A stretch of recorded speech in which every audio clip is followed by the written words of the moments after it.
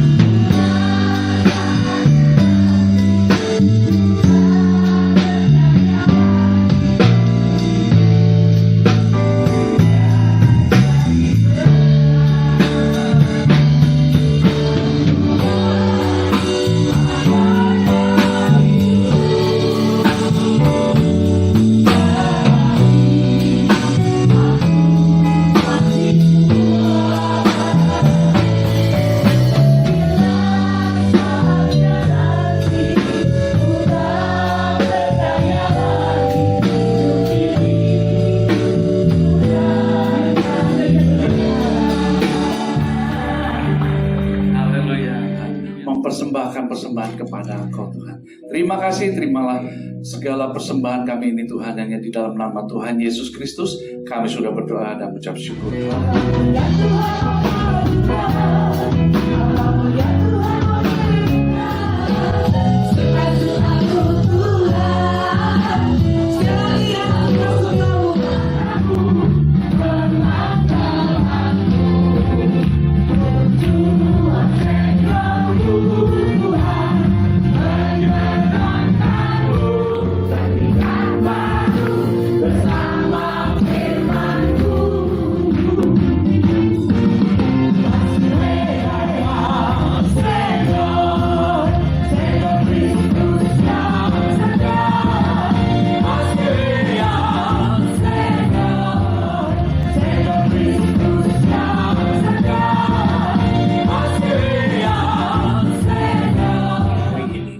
urapi kami semua Tuhan, supaya firman-Mu boleh bertumbuh dan berbuah-buah. Nah, khotbah yang saya mau sampaikan ini, mentalitas tahan banting, 2 Samuel 23 ayat 8 sampai yang ke-12 ya.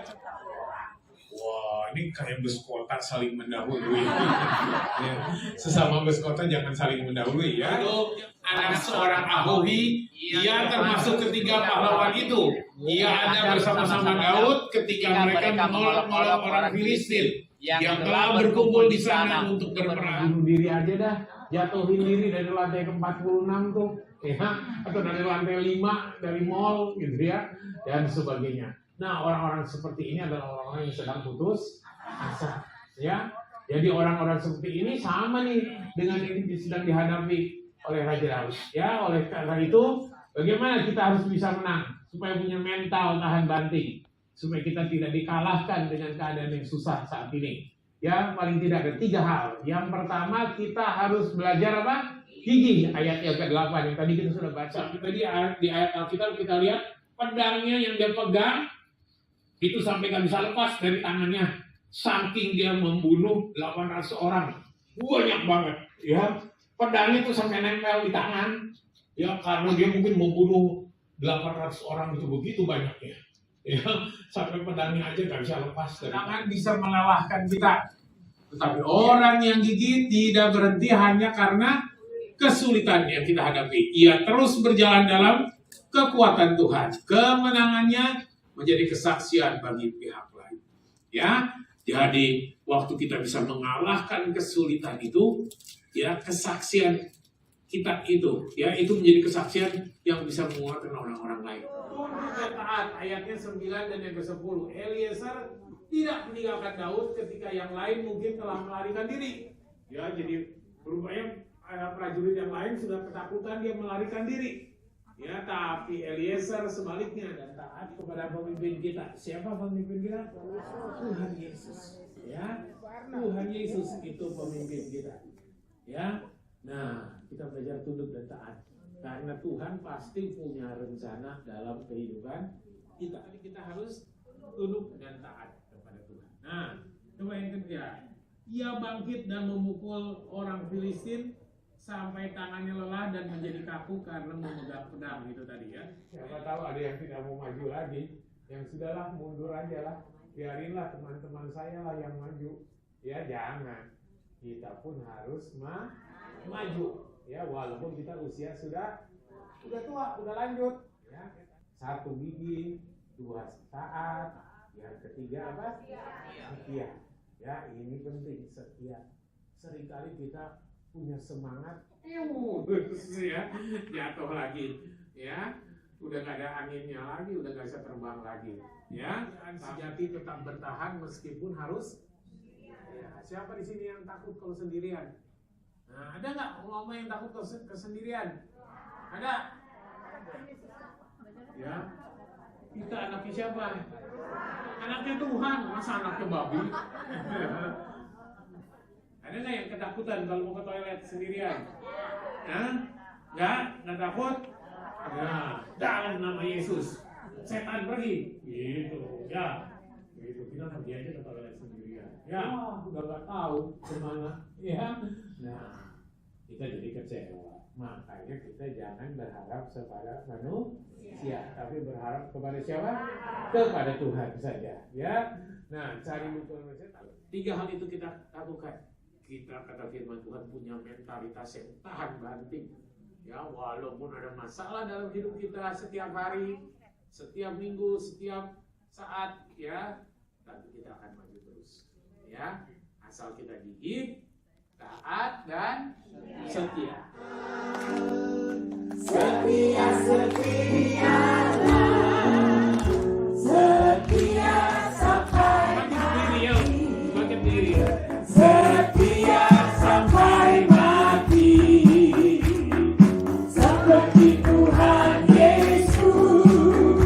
Setia sampai mati. Apakah balasanmu untuk kasih setianya?